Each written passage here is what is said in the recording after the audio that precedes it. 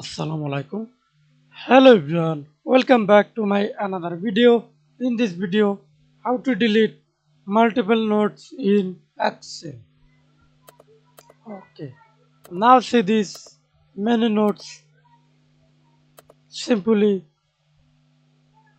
select multiple notes. First select single cells. Hold Control and select multiple notes. Okay. This indicator type notes remove, right click mouse, delete comment. Now see this selected, remove or delete selected notes.